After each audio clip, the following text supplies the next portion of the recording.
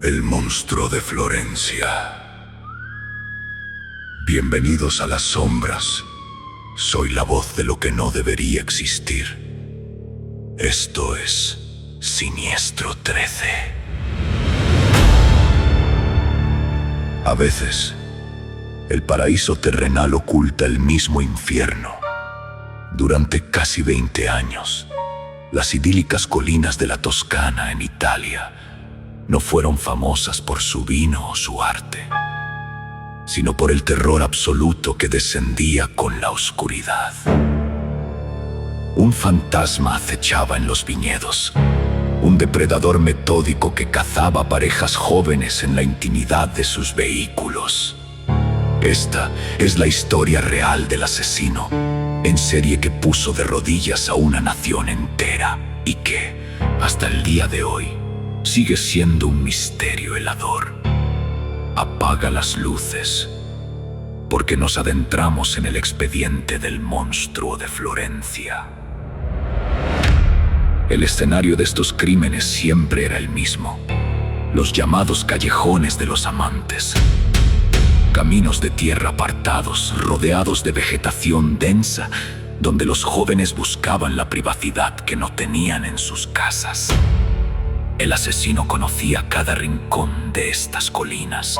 Se movía como una sombra entre los árboles, observando pacientemente cómo las luces de los autos se apagaban. Sabía que, una vez apagados los faros, el aislamiento de sus víctimas era absoluto. Nadie escucharía los gritos, nadie vería aproximarse el cañón del arma. La pesadilla comenzó oficialmente en agosto de 1978. Antonio Lobianco y Barbara Locci fueron asesinados a balazos dentro de un pequeño automóvil.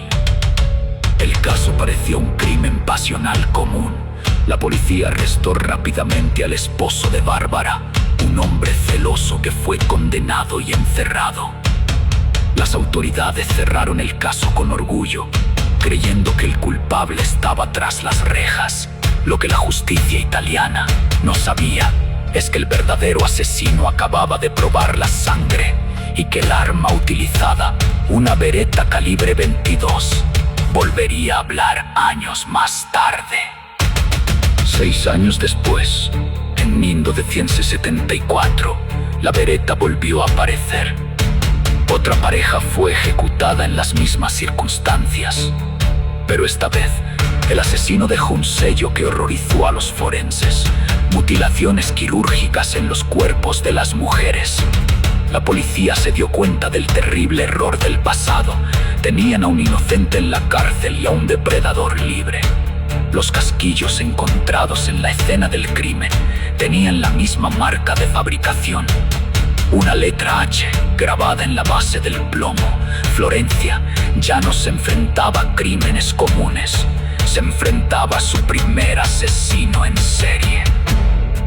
A principios de los años 80, los ataques se volvieron más frecuentes y brutales. La histeria colectiva se apoderó de la Toscana. Nació el efecto monstruo. Las ventas de armas se dispararon, las parejas dejaron de salir de noche y el silencio en las carreteras rurales se volvió sepulcral. La gente trancaba sus puertas con doble cerrojo. Cualquiera podía ser el monstruo: el carnicero, el farmacéutico de la esquina o el vecino que saludaba por las mañanas. La sospecha mutua destruyó la paz de la comunidad. El gobierno italiano creó un equipo especial llamado SAM, dedicado exclusivamente a cazar al monstruo. Se utilizaron los primeros perfiles criminales, psicológicos de la historia de Italia y se analizaron miles de cartas de ciudadanos que denunciaban a sospechosos. Se tendieron trampas con policías encubiertos, disfrazados de parejas en los callejones oscuros. Pero el asesino era sumamente inteligente. Parecía escuchar las frecuencias policiales. Atacaba exactamente en los sectores donde no había patrullas, burlándose del Estado una y otra vez. La presión social obligó a la policía a buscar un culpable a toda costa. La investigación se desvió hacia los márgenes de la sociedad y los ojos de los detectives se posaron en Pietro Pacciani, un campesino analfabeto con un historial de violencia extrema. Pacciani era un hombre rudo, agresivo y que ya había estado en prisión en el pasado por matar al amante de su novia. En su casa encontraron cartuchos calibre 22 similares a los del asesino. Para la fiscalía, el monstruo finalmente tenía un rostro brutal y despiadado. El juicio contra Pacciani comenzó en 1924 y se convirtió en un circo mediático nacional. Pacciani gritaba su inocencia desde la jaula del tribunal, asegurando que era el chivo expiatorio de una investigación incompetente.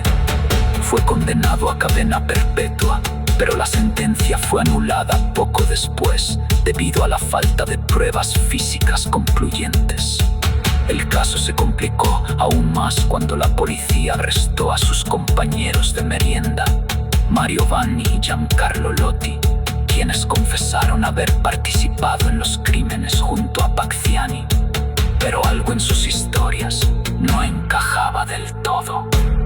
Fue entonces cuando surgió la teoría más aterradora y perturbadora del caso. La policía sospechaba que Pacciani y sus amigos eran solo los ejecutores materiales, los peones.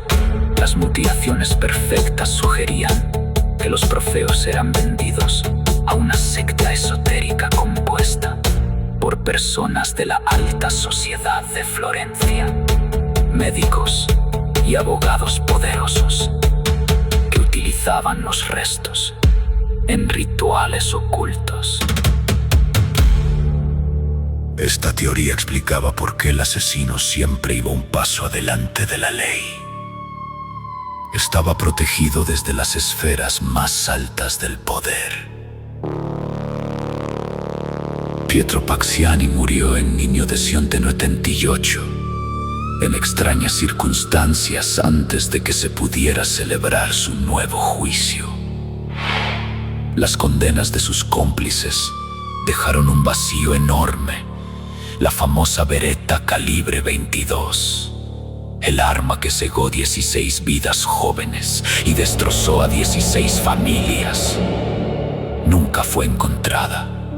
El monstruo de Florencia se desvaneció en la niebla de la Toscana, dejando una herida abierta que el tiempo no ha podido cerrar. Hoy, las colinas lucen pacíficas, pero el misterio permanece intacto.